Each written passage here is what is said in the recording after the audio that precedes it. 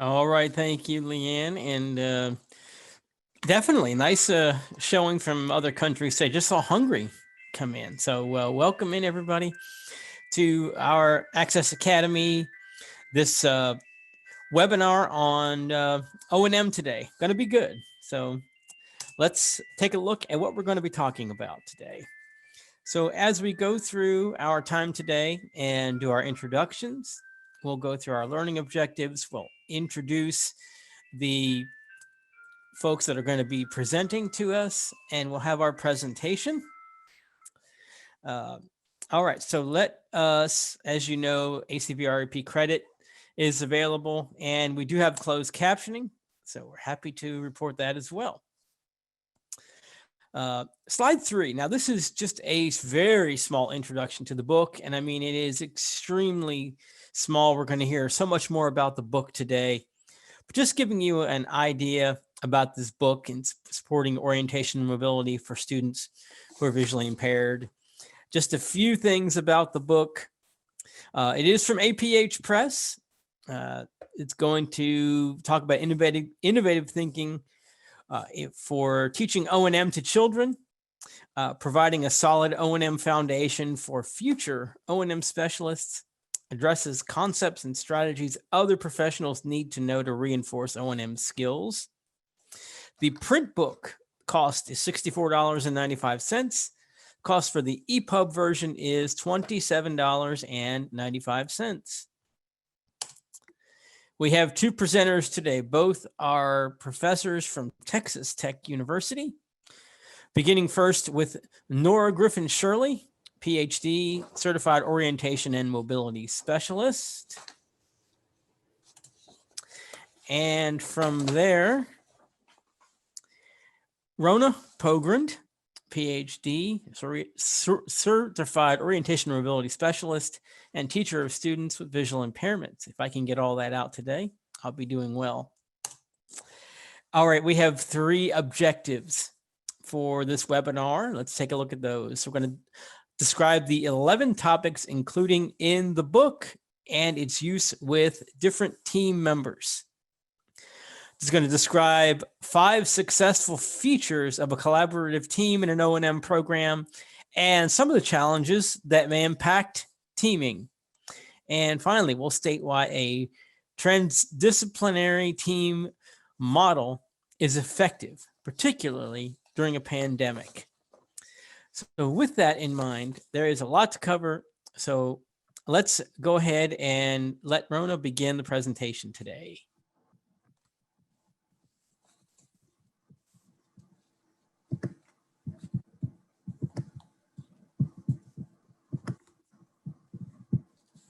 Okay, good morning or afternoon. It sounds like we have people all over the place. So whatever time of the day it is. As Paul said, I am Rona Pogrund and I work at Texas Tech University. And my colleague, Nora Griffin-Shirley, and I are going to be talking about our book today that came out in actually 2018. But we're super excited that we're getting to highlight it and share it with you all today. So the learning objectives, Paul just went through, so we can kind of skip over that. And there's a picture of the book if you're not familiar with it. And just so you know that it was published by AFB Press. We were actually the last book before AFB Press switched over to APH Press. So it still says AFB on it because that's who originally published it in 2018. We were like right at the cusp of the switchover. But APH now sells it at APH Press and it's on their website. We appreciate that a lot. So first I want to just talk briefly about some of the purposes of the book and a little bit of the history of how it ended up happening. For years, Nora and I had been talking about every time we taught the basic orientation and mobility course, which at our program, all the orientation mobility specialists candidates take, as well as the teacher students with visual impairments candidates. So, and then at universities that have a VRT program, they typically take that course as well. So we always were complaining that we had to make our students buy 2, 3, sometimes 4 books, textbooks, of which the ones who weren't going on an O&M only used a tiny little piece of that, of those books. And we just kept saying, we wish we had one textbook for that class. It was like a basic introductory overview to O&M. And so we had approached AFB Press a long time ago about it, been talking about it a while, and it finally came to fruition. And so one of the purposes is to have a comprehensive introductory textbook for the basic O&M course for pre-service vision professionals. And so we're hoping that other university personnel prep programs will use this as well in that course. And then you're just having to purchase one book. And then of course the O&M students who go on for further training will use, multiple other textbooks in our field that APH pretty much now publishes as well. So the book is focused on students with visual impairments in the education system. That was the decision of the publisher. And when we did it at the time, they wanted it to be like children birth to 22, but a lot of the information is applicable for working with adults as well, because there's a lot of core information just about O&M that everybody needs, no matter what age you're focusing on. But the focus of the book was for school age students or children. Other purposes, the theme throughout the book is on collaboration with the partners who support O&M instruction. And we are very strong believers in our program, and I'm assuming many others that in our personal prep training that we really stress collaboration in every course that our students take. And that's part of many of their assignments and many of the things they read. So that was kind of a theme that we have a little piece on that, even if it's an information chapter, we have that along with a whole entire chapter at the end on collaboration, but that theme is throughout. And when we're talking about partners, we're talking about including families. That's key in terms of being partners in the O&M process. And it includes related service personnel like OTs and PTs and speech and language pathologists. It includes special and general education teachers, depending on where the students are in school. It includes paraeducators, early childhood interventionists for our birth to 3 population, administrators who often don't have a clue what O&M is, and others who work with students who are blind or visually impaired. There's a much longer list that Nora will get into later a little bit more. So that was part of the thinking, is what is it that these folks need? So let me go back to the slide, because what we find is that so often these are the folks that spend more time with every student than the O&M specialist does. And so because of that, they need to have a little bit of information about O&M, and particularly our teachers of students with visual impairments, but also all the other team members who interact with the student, because they may spend more time at home or in the classroom than they do with any of the vision specialists. So I wanted to give you a brief overview of the chapters in the book, just so you kind of know what they're about basically. And this is a very brief overview, but the first chapter is just basically an overview of O&M. And Nora and I wrote that chapter, and it provides a history from where O&M began, where it's headed. It includes legislation concerning O&M instruction and services. It also includes evaluation tools that are available out there. Also current trends and different models of instruction. So it's a pretty basic chapter on just the nuts and bolts of what O&M is and what it encompasses. The next chapter is chapter 2, and that's on concept development. And that was written by Wendy Sapp. And that describes the importance of concept development for children with visual impairments and how team members can assist with teaching concepts. Chapter 3 is on motor development, and that one was written by Dr. Sandra Rosen and myself. We wrote that chapter together, and it stresses the importance of professionals assisting children to develop a solid foundation of sensory motor skills. It has the building blocks of sensory motor development, from reflexes to muscle tone to sensory systems, as well as common motor problems that are observed in children who are congenitally blind. So it's a real solid chapter on just basic understanding of motor. And for a lot of PTs and early interventionists, they don't sometimes understand what that impact is on vision on motor development. And so this is a real basic information chapter about that. A chapter that is kind of unique to to many of our textbooks is one on chapter 4 is on brain research and the implications for O&M. There's a lot on brain research, but this one is particularly focused on the implications for O&M. Provides the latest findings and discoveries in brain research and their application to O&M training. It was written by Melanie Kaling Meeks and Nora. And it covers brain basics and also the concept of neuroplasticity, the impact on O&M for individuals with traumatic brain injury, and also a section on students with neurological visual impairment or cortical visual impairment that benefit from understanding how the brain functions. So that was the purpose of adding that chapter, since that's such a large population, the largest of school-age children that we are finding these days having neurological visual impairment. The 5th chapter is on spatial orientation and secondary senses, which illustrates the importance of sensory awareness and spatial concept development for orientation and purposeful movement. That was written by Dr. Laura Bozeman from UMass. And we had a great group of authors that helped us, a lot of really talented people that contributed to this book as our co-authors in different chapters. Chapter 6 is called Basic O&M Skills. And basically what this has is the step-by-step instruction of the basic O&M skills that you teach in an introductory class or that you might use in an in-service training for others.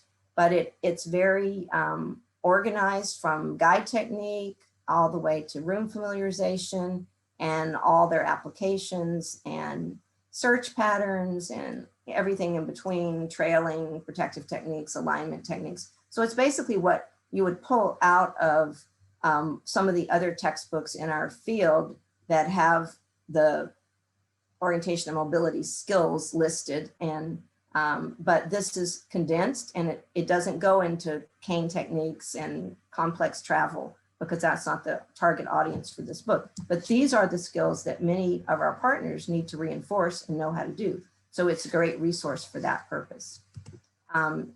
Chapter 7 is on O&M systems and tools. Nora wrote that chapter. It presents information on low and high-tech devices to assist children with visual impairments when traveling. So this is where you get all your guide technique and dog guides and canes and every other device there is out there is included. Chapter 8 is environmental accessibility, which describes the principles of universal design, suggestions for environmental modifications, and how to navigate environmental hazards, the difference between obstacles and hazards. That was written by Jennifer Smar and Sandy Rosen. Chapter 9 is on the O&M and the expanded core curriculum. It stresses the importance of teaching the ECC and how this reinforces and supports O&M skills. So it's how O&M overlaps with all the other areas of the ECC. We have a common phrase in our field that we say O&M is everything and everything is O&M. And this chapter kind of encompasses that because, and it was written by Dr. Vicky Duplantis, who unfortunately passed away about a year ago. She was one of our doctoral students and adjunct professor at Texas Tech. So this is kind of a special chapter for me because of being her advisor and seeing her leaving a legacy in this book. But she did a great job on all the different ways you can insert O&M into the different ECC areas. Chapter 10 was special considerations for students with visual and multiple impairments. And this describes how O&M instruction provided to children with visual and impairments and additional disabilities enables these individuals to be more independent. It was written by Stacy Kelly and Tracy Halleck. And there's information on why O&M is important for this population. It didn't used to be, but it is now. There's a whole section on biobehavioral states on the section on active learning, calendars, routines, prompting, safety issues, positioning, and handling. So a lot of different topics briefly covered that address the population of students with additional disabilities. And then the last chapter is on collaboration in O&M. And that's the theme of the whole book, but it's was written by Dr. Shannon Darst and myself, provides information on collaboration primarily being discussed in this presentation today. There's also an epilogue that I wrote that's kind of like, where do we go from here, and summarizing what was in the book. There's also 2 appendices I just want to briefly point out. One is on database decision-making and the role of preference assessments, written by Dr. Devinder Banda and Nouf Al-Zayer. I'm sure I pronounced that right. And it has a lot of things about data collection and using preference assessments when you're determining reinforcers and information like that. So that's an additional appendix. And then we also have a sample O&M evaluation report that's actually one that's in the TAPS, came from the TAPS book. So I just want to make a quick mention that in all the chapters, there's questions to guide your reading at the beginning of every chapter. There's key terms in every chapter, and there's a lot of sidebars and suggestions that are boxed off that make it easy reading. And what we're hearing from people that have used the book is that it is very user-friendly in terms of ease of reading, so that you don't have to be a very special, a specialist in O&M to get this basic information, which makes it usable for different purposes. So the next thing I wanted to talk about was how the content of the book can be utilized in homeschool in the community. It teaches the basic O&M skills, that's that chapter 6, that professionals can use to teach and monitor so students can travel safely. Because you're not around all the time as an O&M specialist. Somebody else has to make sure it's happening when you're not there. And that's what the skill descriptions are for the O&M skills. It provides team members with information about O&M so they're better equipped to participate in an IEP or an IFSP meeting and to support and reinforce O&M skills that their students have learned. And then it stresses to caregivers and family members the role that they can play in reinforcing O&M skills and concepts so these skills are integrated into the child's daily routine. And that's, as we said, in this time of a lot of virtual learning going on and students being at home more, children being with their families more, that's really important that families have some of this basic information as well so that they can do that reinforcement. And they often don't know what to do. And so this is another purpose of the book, that the way you can use it and share the information with them. I just want to spend a second on talking about the traditional O&M pullout model. So when I went to my O&M program a million years ago, but the traditional way that many O&M specialists were trained was to just work one-on-one with a learner by pulling the student out of the classroom or another setting and going off to do your thing with them separately. And the focus was really on skill instruction by the O&M specialist and attainment of skills by the individual with a visual impairment. And interaction with anyone else on the team was pretty minimal. Learners were dropped back off after the O&M lesson, and communication with the team members was typically limited to annual goal setting meetings and perhaps some written communication. But we're trying today, and in our book, we were trying to provide an entirely different approach, different focused on what best practice is in O&M today. It's one of collaboration with all the team members, because we believe that this approach is much more impactful in improving positive outcomes than the more traditional model, of that pull-out model of O&M, where you kind of sweep in and sweep out and then you disappear and nobody knows what you're doing. And so it's hard for them to then support what you're doing. So that's really the focus of our presentation today, is on this collaboration, and we're going in a different direction than traditional. Does that mean you don't ever take students out one-on-one. Of course not. You are still going to be doing instruction, but it's going beyond that step that we're trying to support. And I think there's a poll question coming up now. Is that correct? Oh, there it is. So the question is, which of these successful features of effective collaboration with your partners in O&M have you used? If you cannot access the poll, you're welcome to drop it in the chat. The choices are valuing other team members' experience, having mutual respect for other team members, being trustworthy, maintaining confidentiality, recognizing and affirming other team members' stressors, identifying ways to document progress jointly on mutual goals, using a variety of joint strategies for decision-making and problem solving, using effective communication strategies and active listening skills. And I'll wait a minute and let that come And they could pick as many as they want, right? in. They are telling me in the chat that they could only pick one, and they've done most of it. That was set up in the poll incorrect. Okay. So pick your top, and then The you're top. all of them.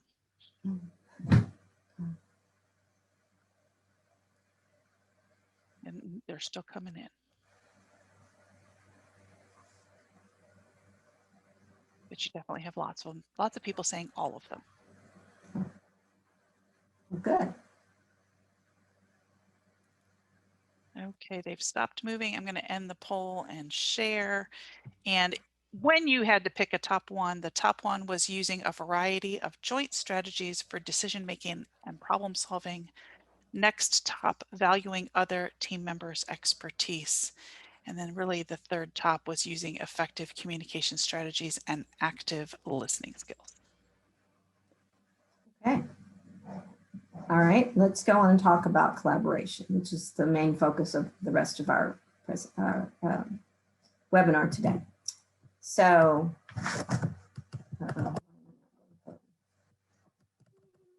hold on. Do I have the screen back? There we go. Okay.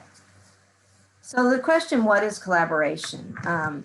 Collaboration is an interactive process that enables individuals with diverse expertise to work together towards shared goals. And this comes out of chapter 11 in our Partners in O&M book. Collaboration should always be in the best interest of the student with visual impairment. And it increases the likelihood that quality services will be provided to a student. That's the whole reason we are supporting this model. So collaborative consultation is a term that's often used. You'll sometimes hear people say, well, that student's just on consult. And I'm like, what does that mean? But consultation service is a model in which an O&M specialist can help other professionals assist in meeting a learner's goals. The team members, other than the learner, are the direct recipients of that consultation, that information. So collaborative consultation is a proactive approach in which O&M specialists and other team members evaluate the learner needs using good evaluation tools, and they work together to plan and implement the instruction. It's also an interaction between professionals to solve problems. You know, a lot of what we do in O&M is problem solving, but rather than having to solve the problem by yourself as an O&M specialist, it's awesome to get the input of families and teachers and other members of the team to brainstorm together. And it's definitely more frequent than stopping by once a week or once a month and sticking your head in the classroom door and say, how's it going? And that's my consultation. That is not collaborative consultation. And I see that a lot happening still, and it makes me very sad because that's really not very impactful in terms of changing a student's program or making sure that the other people on the team are monitoring and supporting and reinforcing what it is you taught. There was a validation study that we did on the O&M visit. If you're not familiar with it, it's a service intensity tool. And a group of us in Texas created the visit and the O&M visit. And one one of the big parts on that tool is how much time to spend on direct instruction and how much time to spend on collaborative consultation. And when we were doing the different pieces of that validation study, we found that most of O&M specialists do provide some degree of collaboration, of collaborative consultation, but a lot of times they weren't accounting for that time. And it takes time to do it right.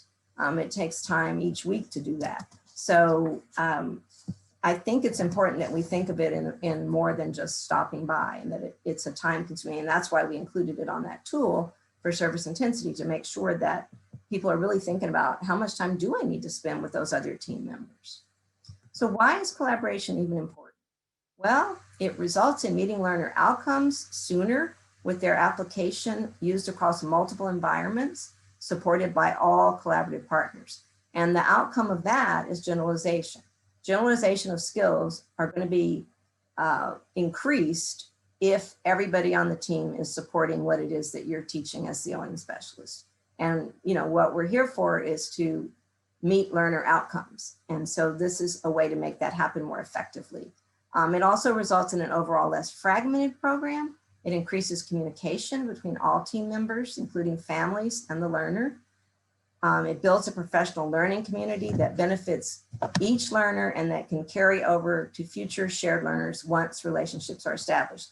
So once you've worked on a team with somebody, even if that student moves on, you might have students in the future and you'll continue to have those relationships that you've built. And it makes it a lot better to have that professional learning community. Collaboration is an ongoing process. It's not a one-time thing. It's continually evolving, and it requires communication and respect among team members. Some of the features of a collaborative team in an O&M program is that individuals who collaborate do it voluntarily. You cannot be forced to be a team member. That really doesn't work. There has to be a volunteer, because if you have forced someone to collaborate with you and they don't really want to, because that's not their philosophy and that's not what they feel they have time for, it's probably not going to work real well.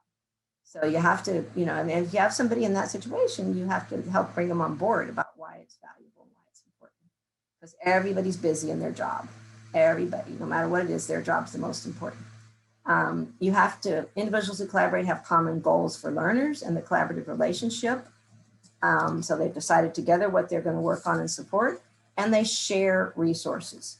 There's not any of this, this is mine and that's yours. There's a lot of sharing that goes on. And Partners in O&M is a great book to share with your team members if you're collaborating, because it has a lot of the basic information you need.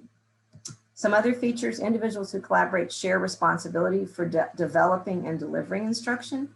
They share accountability for the outcomes. So, it's not just the O&M specialist that's accountable. Everybody on the team that's helping with a particular student and a goal is accountable. Have a sense of individuals who collaborate have a sense of parity, meaning recognition of and respect of each partner's contributions to the collaborative effort, even though their expertise and skills may be very different. So you can't think that whatever your expertise is the only one that's the most important. Everybody has that feeling about whatever their expertise is. And so we have to be respectful and see what other people can contribute as well. There's a culture of collaboration and that makes it work. And administrators and supervisors who are strong supporters and models of collaboration is one of the keys. If the supervisor isn't on board, then it's much harder to implement. But if you have a supervisor that understands collaborative consultation and how that works, what a team is, and supports that, it really helps the whole process. Team members need to embrace best practices in collaboration, which are things like readiness to learn, identification of roles and responsibilities, joint planning, identification of joint goals. What things can we do together? And then there's some things that you'll just do separately as the O&M specialist or whatever other specialist you are. And the team is driven by focus on learners' needs, progress, and outcomes. And if we always keep that at the forefront of whatever we're doing, that is what's in the best interest of the student. Team members practice effective communication. And that's a tough one for a lot of people. And we'll talk a little bit in a minute about some communication strategies that work in a collaborative model. So some collaborative team strategies: Students need to see the value of what they learn in O&M. So the student, don't forget, has to be part of the team. That's like the key person that's part of the team. And they need to be a part of the decision-making process to the greatest degree possible, depending on the students' abilities.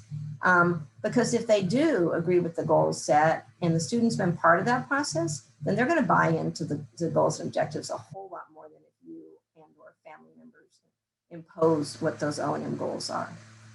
The team should agree on O&M goals that are relevant to the student's life. You know, if it doesn't make sense in the student's life and you just decide you're supposed to go through a sequence and teach things, it probably won't stick and be remembered. So it has to be relevant. Team members should reinforce the value of O&M skills learned and encouraged independence. Collaboration should be a two-way process. Okay, our book's all about O&M specialists, you know, sharing what we do and hoping others incorporate it. But it goes the other way, that O&M specialists have to be willing to meet the goals of others involved, like the PT or the OT or the speech and language specialist, whatever those goals are, you have to be willing to incorporate them into your instruction as well. It's because shared mutual goals will foster more effective collaboration. It has to be that two-way process. Some other strategies are inclusive problem solving. One of the things that if you're going to have a successful collaborative team is you can't predetermine solutions alone or before you meet with the other team members. And a lot of times, you know, we go in as O&M specialists with what we want to do in mind, and that's the way it's going to be because we're the expert. But if you go in and have that decided before you even meet, it's probably not going to end up real collaborative because you're going to be coming across as the expert.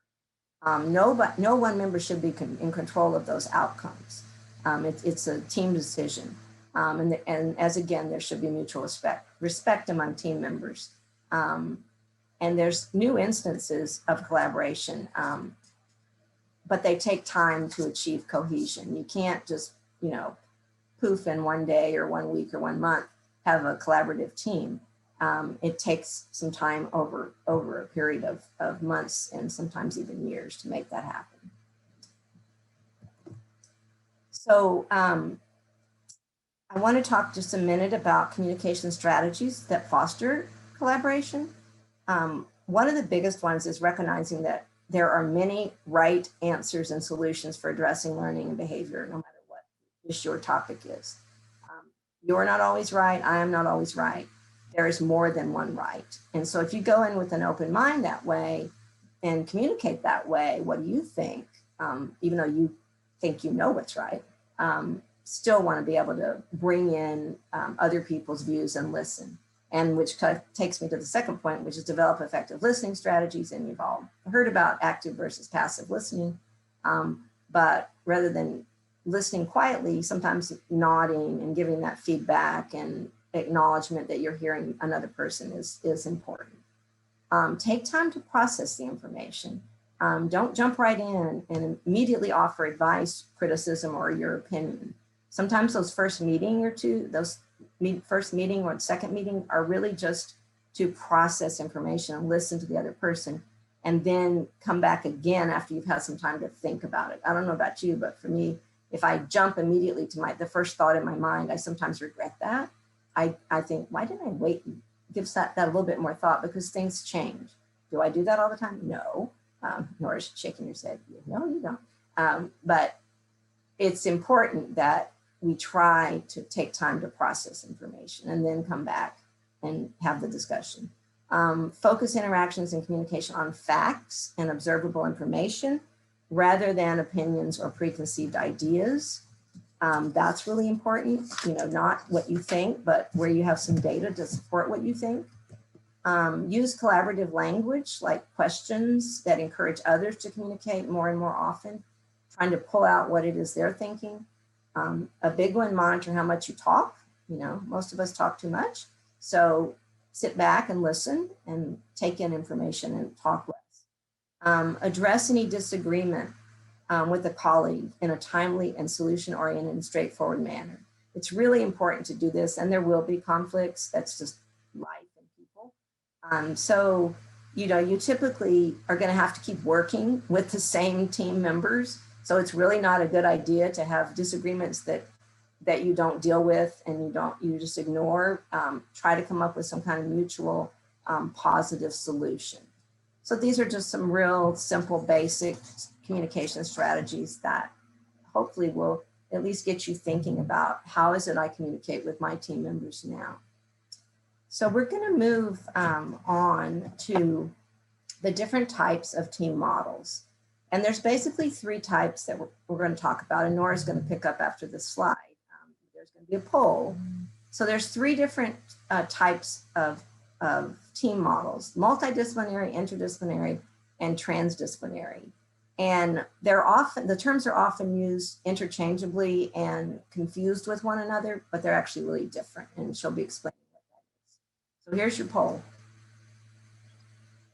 So if you cannot access it, you are welcome to drop in the chat which team model you use in your work setting: multidisciplinary, interdisciplinary, or transdisciplinary. I will let the numbers come in because they're still moving.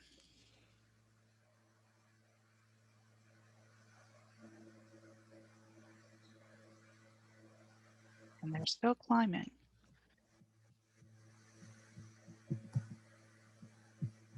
$250 folks, this can happen. Takes a minute to get them all in.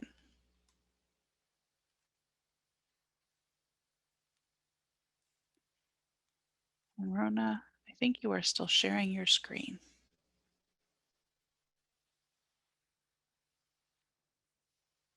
Nora, are you sharing your screen right now, or is Rona? I stopped sharing. Okay, Nora, you have shared the slide deck instead of the actual presentation slide. Go to the slide. You'll have to stop sharing and then reshare just the presentation portion.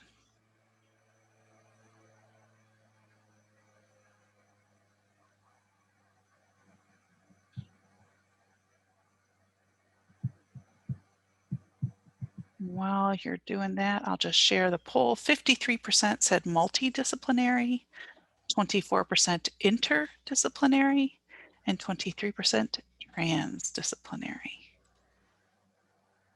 Were you able to get it, Nora? You're still muted. Unmute yourself. That's okay. When you hit share screen, you should have at least two different icons. One will be the slide deck as the presenter, so you can see the next slide, and then there'll be the actual presentation, which will just be the main slide you're showing.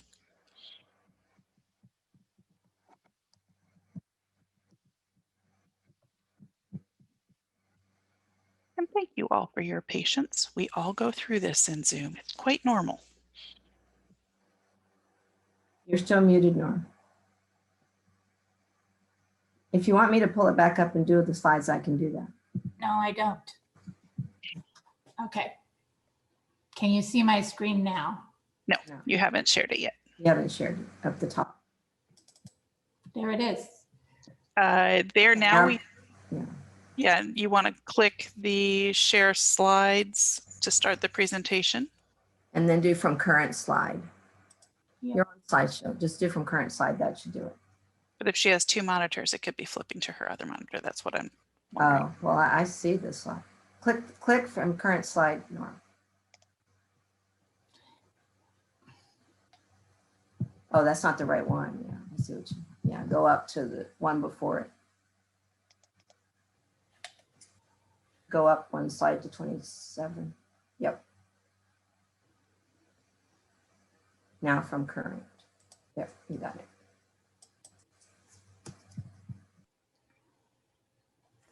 We talk about 3 different team models. One is multidisciplinary team.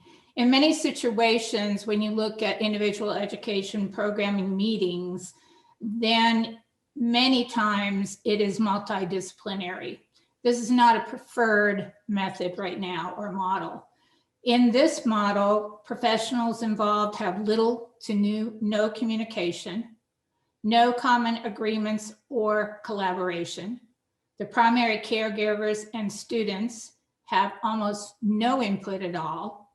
The tasks conducted separately are evaluations, planning, and service implementation.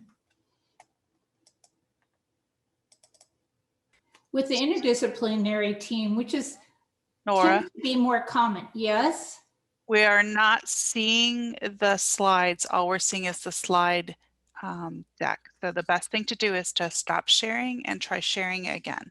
Okay. Okay.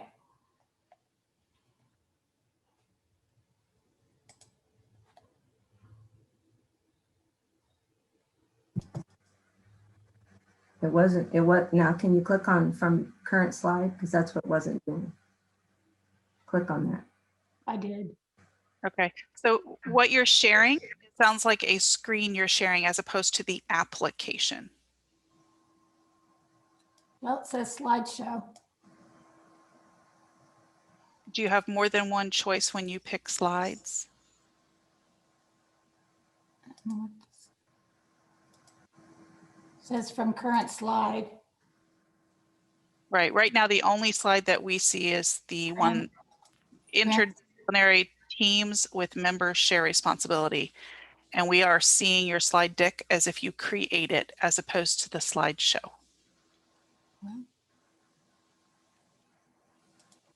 I'm clicking slideshow from current slide and I can't see the current. It's not making the slide come on.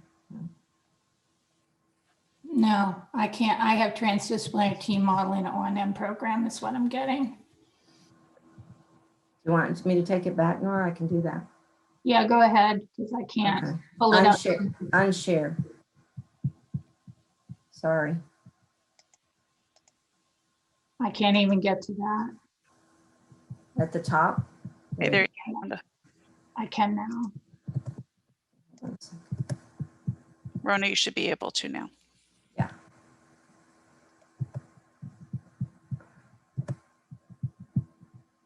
Oh, I got it first.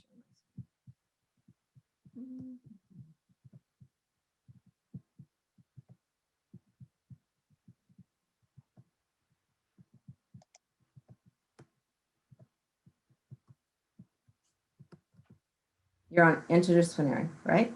Right. Okay. With interdisciplinary teams, it's very common in many team meetings nowadays to use this model. The members share responsibilities for services and meet on a fairly regular basis. Sometimes it's once a year, sometimes it's more often. It depends on what is going on in the child's world at the time. The team focuses on individuals' functioning, they share findings, they develop a joint plan of education for the child, they plan implementation is completed by each discipline, and there is minimal role for the primary caregivers. So that caregivers meaning family. With transdisciplinary team, this is the preferred model that we're suggesting now, not just for children, but also for adults. The team is composed of one or a few individuals responsible for direct contact. It promotes exchange of information and knowledge. So each discipline is being discussed about what he or she believes is best for the child. It promotes more daily routine-based instruction that leads to more generalization of skills across environments. This is especially true with children with multiple disabilities, or in our world, we say with severe disabilities. Family members determine their role. I want to repeat that. Family members determine their role. Because they are the first teachers. They know the child best. As the child leaves the public school setting, then the parents have the child, have the young adult, what's going to happen in the future. With transdisciplinary teaming, the future is looked at. Collaborative decisions about evaluation, planning, and training occur. Once again, it's a joint team effort. Staff development approach is another way of looking at it. And we role release, and we'll talk about that in a few seconds. With this model, the transdisciplinary model requires role release. This is uncommon. This is hard to do sometimes, to give up your discipline. That is, each service provider will train the others in their areas of expertise regarding the strategies and methods used to teach the skills related to the student's current individual family service plan or individual education plan's goals and objectives. So for example, I as an orientation and mobility specialist may not be the person that's going to work directly with a child.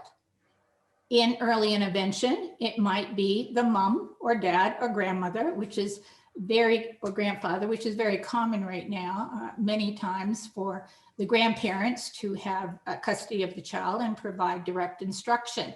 So I would provide information to that caregiver about whatever we're working on, and might even videotape and provide the videotapes to the caregiver about what skills we're working on that they themselves can work on with children with visual impairments. Every team member, including the student and the student's family or caregivers, has a specific role in teaching, implementing, and supporting O&M skills. The O&M specialist takes the role of lead team member at the times when O&M skills and concepts are the focus of the team. So the team has to decide, what are we going to work on this year? What goal is most important? And then how does each discipline fit into that goal? Maybe it's not orientation and mobility this year. Maybe it's feeding. Maybe that's the most important thing for the young child. So that is an example of transdisciplinary teaming. Evaluation data will be gathered with input from all team members. Each professional or family member's information is important and equal. Consistent training, communication related O&M skills for all team members, with 1 or 2 members implementing the majority of the instruction and reinforcement.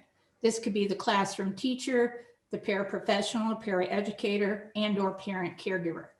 Consistent implementation of skill training for all learners to ensure skill generalization across the environment. This is really important. I find that this is very, very difficult. If we train in isolation, there will not be generalization. If we train a skill that's not relevant to the child and the children's family, it won't be generalized. So what's the point? As I said, we do role release to other team members, keeping in mind what is the most important goal for the year, maybe for the month, maybe for 3 months. Consistent progress monitoring of O&M skills once role release occurs. The O&M specialist has to ensure accountability. When you role release, whether you're the physical therapist, the speech and language pathologist, it doesn't matter. You are still responsible for whatever that paraeducator, the classroom teacher, the caregiver is doing as far as instruction. Consistent support in areas other than O&M. Once again, if we're working on 1 or 2 goals, then there is support. As far as the roles and responsibilities of individual team members in the disciplinary model, transdisciplinary model, the evaluation, the team members and families conduct a comprehensive evaluation together. So each professional is going to provide information that's going to be useful to come up with the goal or goals. Family participation is crucial. Families are full, active, and participating members of the team. For the IEP development, team members and the parents develop a service plan based on what's really important: family priorities, needs, and resources. Let's repeat that. Family priorities, needs, and resources, not the schools. Team members are responsible and accountable for how primary service providers implement the program. And that might change as the child is progressing as far as the goals at the time, but we're always responsible. A primary service provider is assigned to implement the plan with the family and the other team members. as I said, it may not be an O&M goal this year. Regular team members where continuous transfer of all information and skills occur among all team members. That is the communications style that is preferred.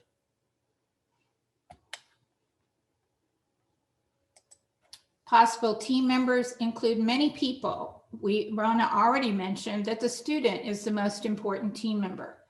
And what I think is interesting is there are curriculums out there that enable classroom teachers, general special ed teachers, to teach the student how to be his or her own advocate. When we look at the ECC, the expanded core curriculum, we talk about self-advocacy and self-determination. That needs to start very early on when they're very young. But also they need to be taught what is the role that they have, what role do they want within their educational planning meeting. Family members are also members, very crucial.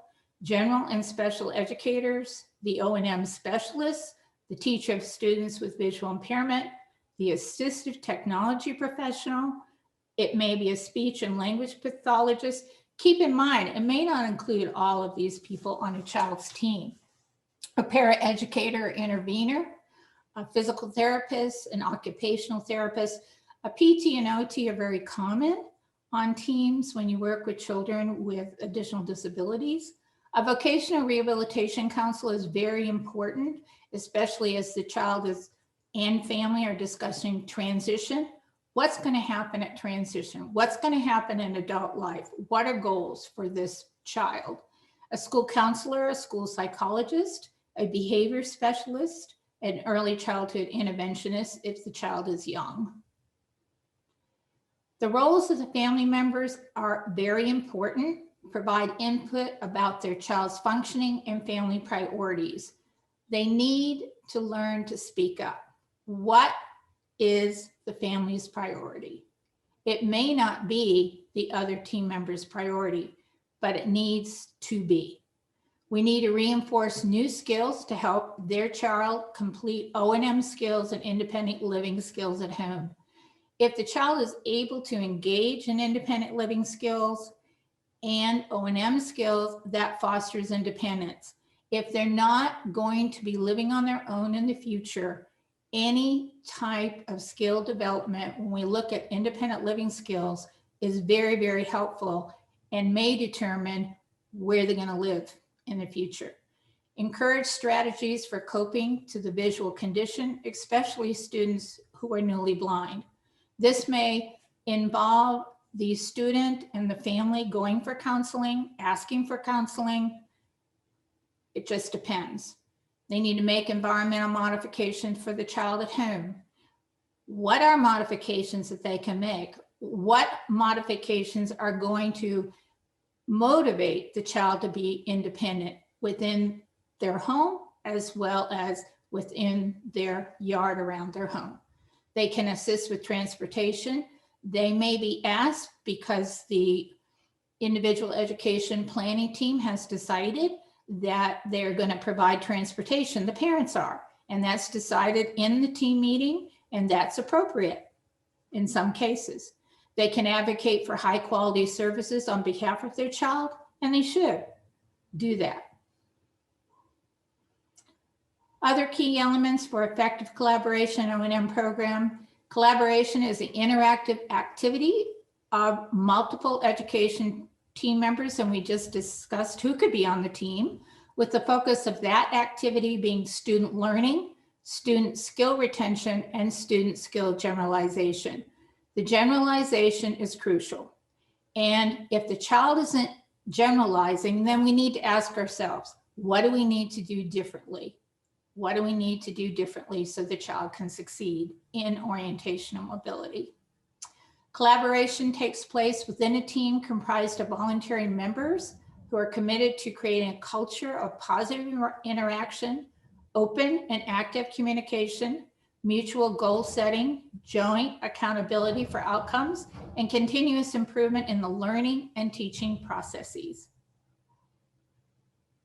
Parents, caregivers, and families play a crucial role in supporting O&M skill and concept acquisition and generalization. The O&M specialist should establish a transdisciplinary relationship with the students' families and caregivers to foster consistent skill and concept development in the home and after school hours learning environments. The learn after school might be within the school itself. We have a lot of YWCA types of programs right after school, and meeting with the staff of the YWCA programs would be very important to carry over the skills from the classroom and the school day into after school activities. The O&M referral process, O&M evaluation process, program planning, IFSP or IEP development is a collaborative effort between all team members, with the O&M specialist being the guide and expert on matters related to O&M skill and concept development. These processes should be worked into the larger framework of educating the whole child, and all team members should be equal partners in determining the best practices for meeting the students' needs in all skill areas. Now remember, this is transdisciplinary approach. Keep in mind, it is very difficult to do in many settings, but this is what we are proponents of. The foundation of the transdisciplinary team model is training all team members in the most effective strategies and teaching techniques in each learning area. This is where videotaping can be very, very crucial. You can videotape the skills that you're working on with the child and instruct the caregiver, the classroom teacher, the paraeducator, what needs to be done for guide technique, for example. The O&M specialist is responsible for teaching all team members on the consistent use of strategies and techniques related to the skills and concepts being taught to the student with visual impairment. No matter what we do, orientation and mobility is involved. So if it is a student's goal that's not directly related, like feeding, within the feeding, depending upon how the SLP is teaching the child for feeding, then O&M goals are included. So it's working together in that transdisciplinary team that brings the O&M goals together that are part of the umbrella of feeding. Cultural and ethnic diversity is an important component to consider when working in the transdisciplinary team model. Students, families, and other team members may have all varied practices, beliefs, and values that will impact their expectations and goals for the student with a visual impairment. The O&M specialist should be sensitive to the diverse viewpoints of all team members when approaching implementation of O&M skills. I know when I taught in China, the idea of individual needs was very foreign. The idea of a collective network was very popular. So what could a person with a visual impairment provide to the collective group was the question, and how I approached the provision of O&M within a Chinese culture in China.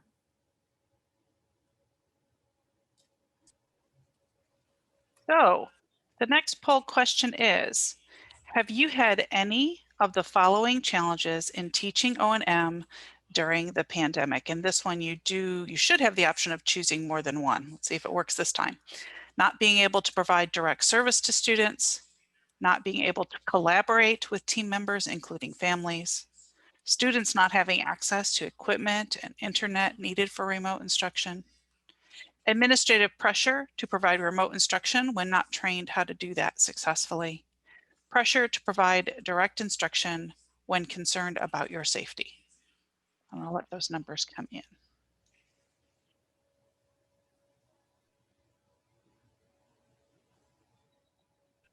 And the numbers are still growing.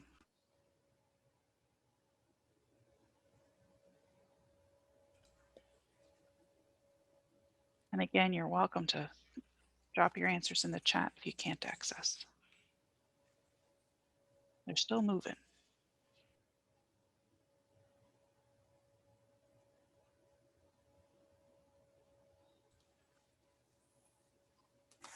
Okay, looks like the poll is just slowing down. Give those last few people a moment.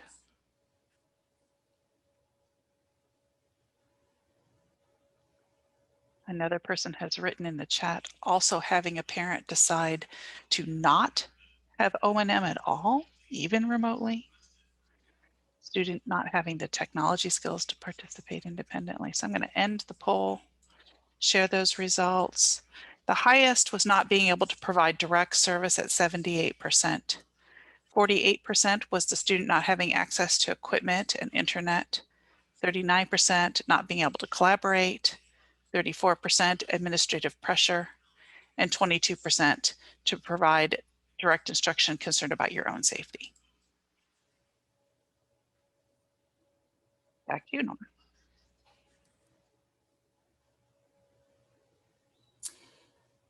It was interesting what challenges that you mentioned, and we'll certainly talk about these.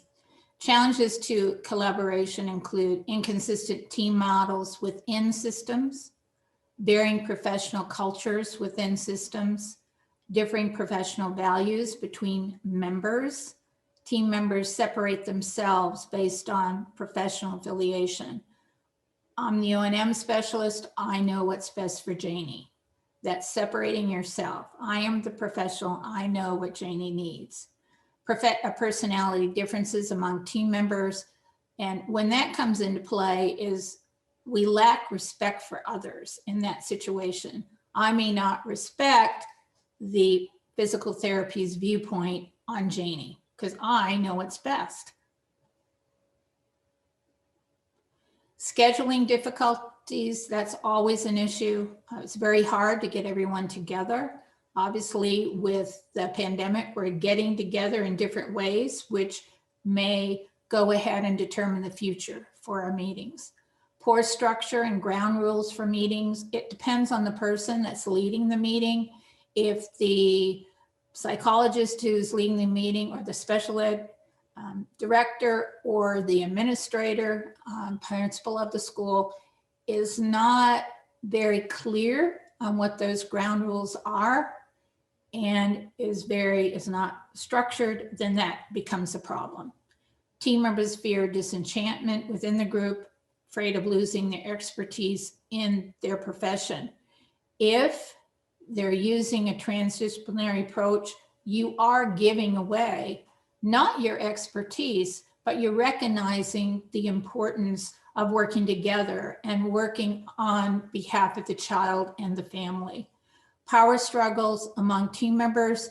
I know what's better. I know what's better for Janie. And maybe you really don't. Effective collaboration. This collaborative structure requires a willingness to change teaching styles and preferences, to work closely with another adult, to share responsibility, and to rely on another individual to perform tasks previously done alone. And done alone means the pull-out model. We do not need to work alone. We cannot work alone. We have to work together if a child's going to succeed within the educational system, and most importantly, in life. O&M skills are more meaningful and not taught in isolation.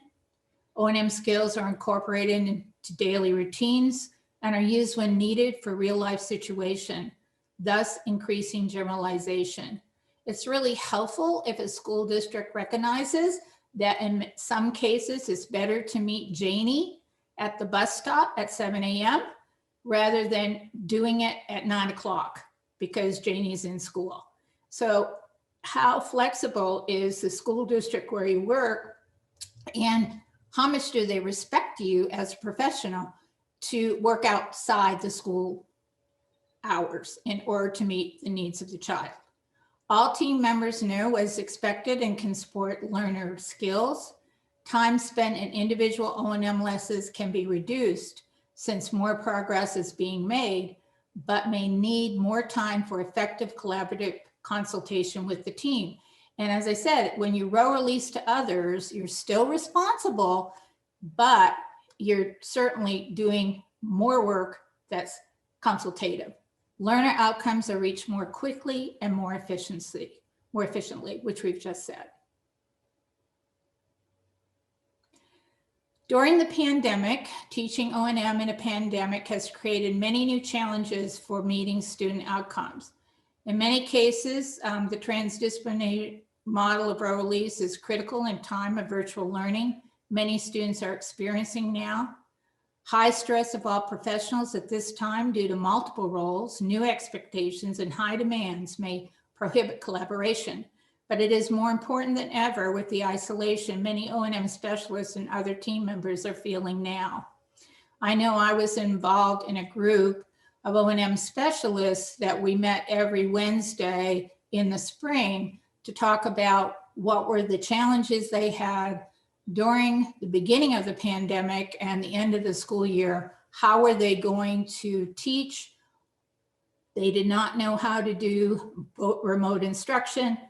And that brought in and of itself many, many challenges.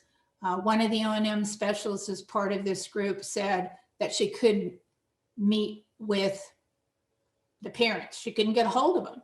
And it certainly could be some of the challenges that I see on the chat that were discussed. Teaching, we've talked about that. Limited opportunities to provide direct O&M service with students in some places, so collaboration and role release are a way to continue working on O&M's goals. Concern about liability with some aspects of O&M instruction and role release. And at this point, I will go ahead and read something to you. This was written by William Kaler, who is the owner of the company Taking the Lead. And he and Mary Telvison and Sarah Moreau have developed a risk assessment. When you're doing remote instruction, it's really important to look at a risk assessment. And they have one that's in the beginning stages and being researched, but you need to look at risk assessment. If something were to happen that is detrimental to the student and it goes to court, the lawyers are going to ask, did you use a risk assessment? And you need to be able to say yes. So please look at their risk assessment. He also, Mr. Kaler, has gone ahead and looked at what is being done in regards to remote instruction with speech and language pathology, speech and language therapist, as well as physical therapist. And he looked at what has been written within their code of ethics, within their subject matter area. And based on that, what he has said is currently every COMS certified O&M specialist now practicing any form of telepractice, which is remote instruction or virtual instruction, is operating outside the existing and approved professional scope of practice.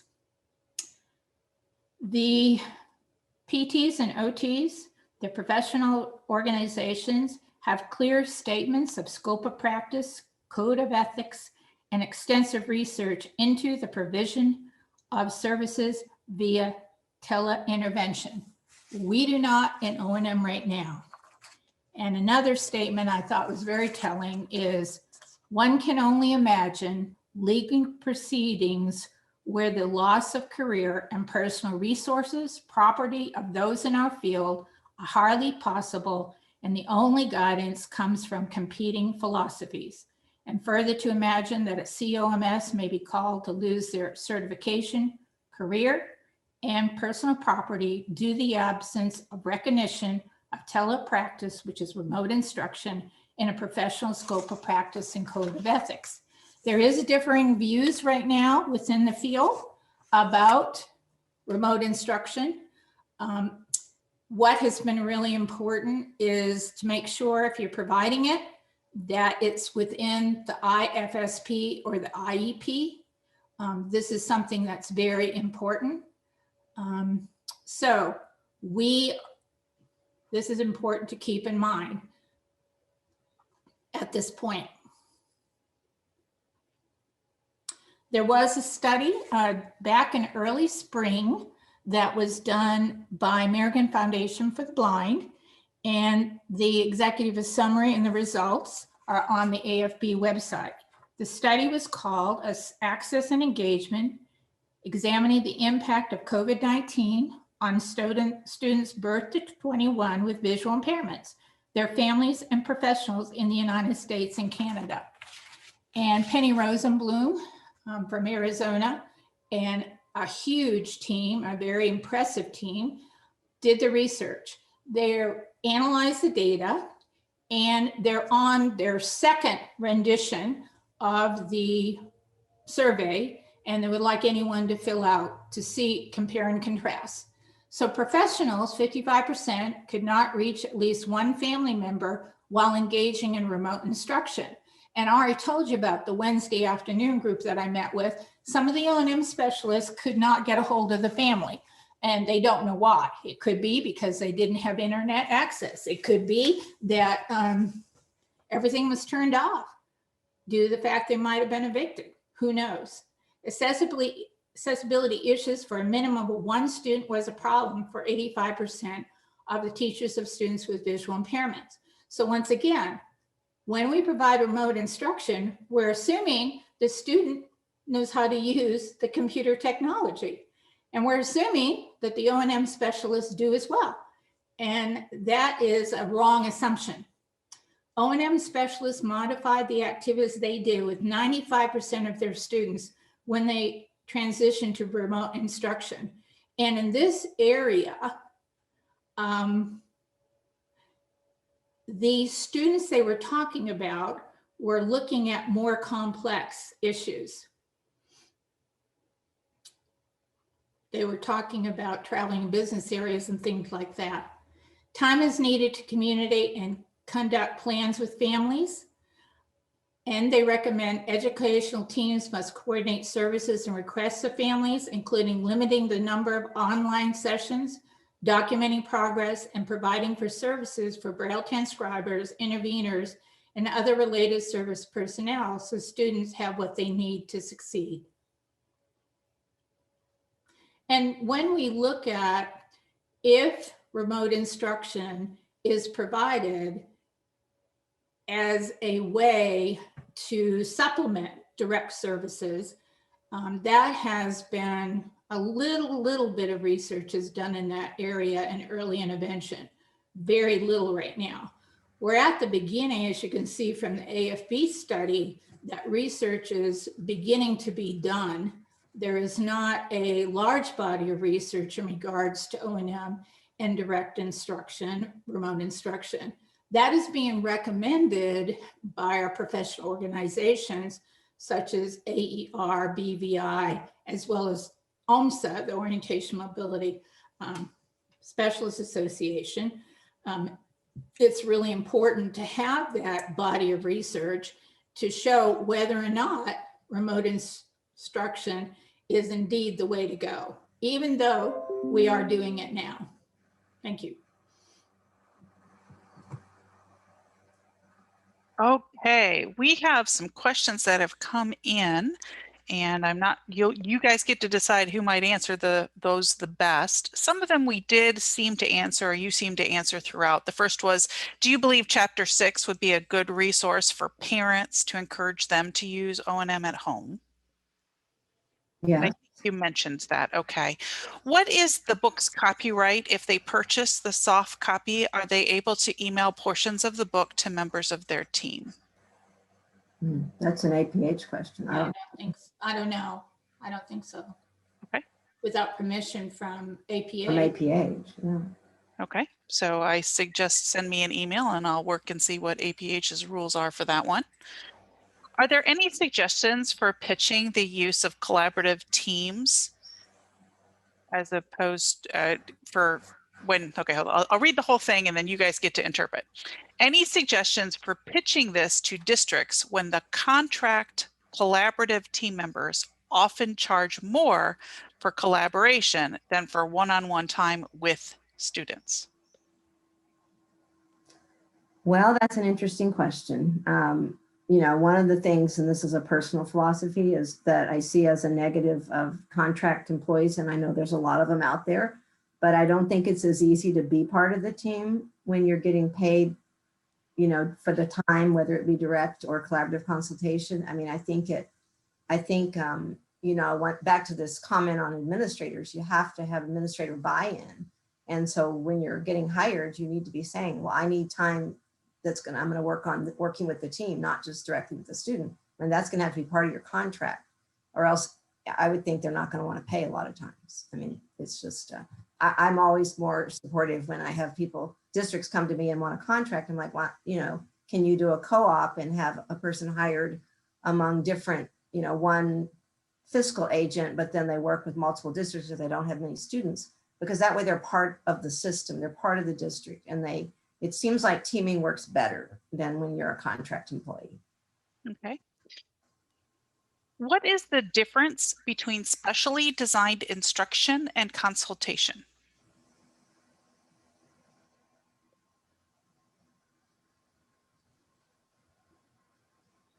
Well, do you want to answer that, Nora, or do you want me to? You can. I mean, specially designed instruction is, I think that's more the direct instruction that you're doing that meets the individual needs of a student. But collaborative consultation is what you're doing with everybody but the student. You're doing it with the other team members, if I'm understanding that term correctly. You may have something to add. Yeah, I'm not sure what the individual means by that. Okay, and the person who asked it, if that answered your question, good. If it didn't, please clarify more in the chat and I'll read it. So this person is just wondering about the role of the parent and the family in the team using the collaborative model. Well, as we mentioned multiple times in the PowerPoint, the family is crucial and the student is crucial, especially as the student ages and can really take control of the IEP meeting, which they should be doing as the child is aging out of the educational system. Unfortunately, we don't always see that as a team approach where the student is directing the meeting. And I was talking earlier about curriculums, educational curriculums that have been developed to help persons with disabilities, especially those with intellectual disabilities, of which many of them have a visual impairment, about how a special educator, a general ed teacher, can help that child learn to drive his or her own IEP meetings, especially as they're looking at transitioning to adulthood. The family plays a crucial role, because what's going to happen as the child moves from one transition to another? Because in the educational system, in the early childhood system, we are always transitioning through life. And so what happens in the future? What happens in the United States at 21 or when the child is exiting? It's really important to plan for that as early as possible. Guardianship, for example. Who's going to be the guardian? What services are going to be provided? Is the child connecting up with rehab, if that's necessary, or the other agencies, so the child gets the appropriate services, and especially living services? There were a few people that are feeling the enormity of their caseloads, in that they don't believe they have enough time to even collaborate with that regard. Taking that into consideration, can you offer an example of what a transdisciplinary team approach might look like for an elementary student and then a high school student? You want to do that, Nora? Well, it depends. I'm going to put it back. What are the child's needs, basically? Right. And that drives exactly what the program's going to be. And so I little bit reticent about saying a school age situation, because in many cases, most of our children that are born have additional disabilities. And so looking at what is the need of the child, what is the primary need? So it might be, as I mentioned, for a child with severe disabilities, it could be feeding. How is the child going to feed himself or herself? Is that even a possibility? what we're doing now with tube feeding, is that going to change over time? Can that child learn and physically be able to eventually learn how to swallow, and then learn how to feed himself, herself? So the future looks a little different than having some caregiver have to provide the tube feeding if they can get away from that. For the Another example for an elementary child might be that a student has learned the route to the cafeteria or the bathroom or whatever, and the O&M specialist has taught the use of the cane, and they have a decent technique, and they've learned that route, and then they get to practice it daily with the paraeducator going along and making sure they're holding the cane correctly, because they've been shown how to do that from the O&M specialist, making sure they're staying oriented, using the landmarks that they need. So that way the O&M specialist doesn't have to be there that often, because that's what they're working on, is this route right now. And it's the practice. It's the daily usage into the normal routine that you can let go of and let somebody else. And you don't just let go of it forever. Like we said, you come back and you check and you watch the student and you talk to the team member that's monitoring and making sure it's happening, to see what the problems are. But, that's the kind of thing. And, once we ever get back in school, I know some people already are back in school, but that's, we're talking beyond the pandemic as well, if you're not in that situation. So that's another type of example. We had someone share that they were trialing an online portfolio to encourage collaboration and timely communication with family members and others on their team. And they did say it worked great for sharing videos. Mm-hmm. We're wondering how others shared collated videos, stories, feedback together, and if you both had any tips for that type of collaboration. I think it's a great idea, Yeah. as long as everybody has permission to do Right. that, and I've that seen- the secure site, because the problem is, if it's not a secure site, you're providing information that you should not be if it's not a secure site. And there are ways. There is a secure site for Zoom, for example, that looks at FERPA. So it's real important to keep that in mind. And unlisted YouTube videos are another way to be able to share that's not going to go out on the internet.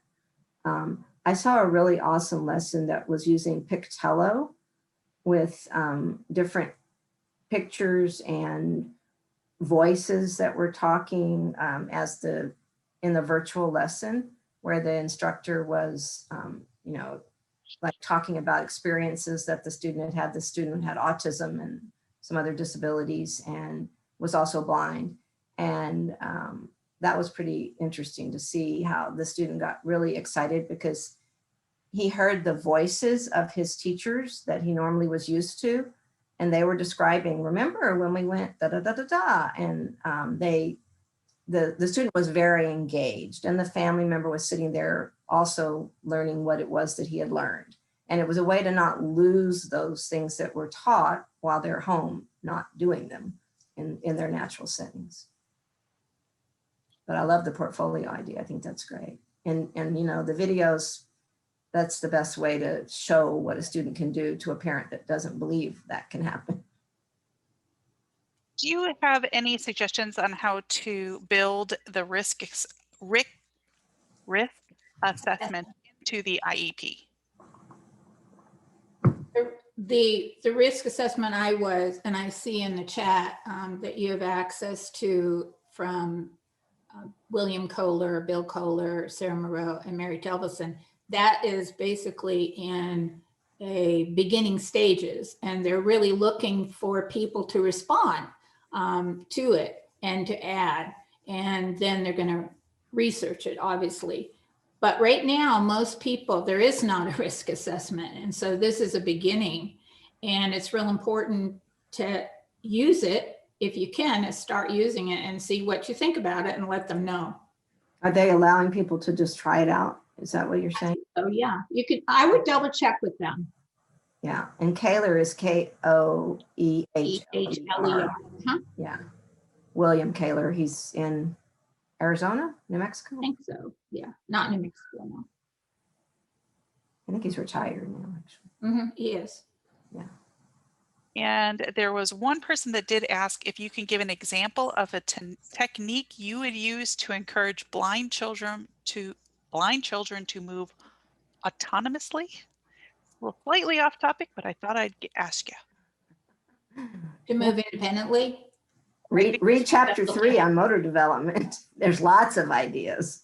Once again, it depends on why I mean, it could- isn't the child moving, and looking at what within the environment is causing the child not to want to move. And then looking at ways through a preferential assessment is what is motivating to the child, and then coupling with that or pairing it with a mobility technique and seeing what works and what doesn't, because that's very, very important. Yeah, I mean, it depends on the level and the age of the child, but you know, if they're not even able to sit up or move any body parts, you know, just starting with active learning and little room and something like that is a great way to just start reaching randomly, and then all of a sudden it becomes purposeful movement. If you're talking about moving through space, if they're up and standing, then that's really where mobility devices and canes for young children come in, because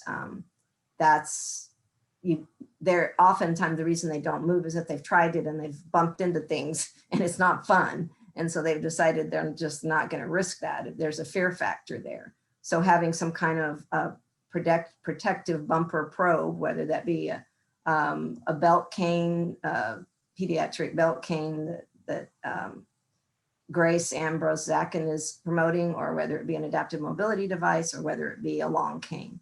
That varies by the child, but anything that gives them that bumper probe protection is going to encourage them to move. And then also finding something they like to move toward, a sound, you know, a texture. So. Well, I want to thank you to both Nora and Rona. This has been a fabulous presentation. You have people in the chat who are very excited to read the book and utilize it in their practice. So I just want to say thank you so much for your presentation. Thank you. We appreciate it. Thank you for the opportunity to share our book. We were very happy to do that. Yeah.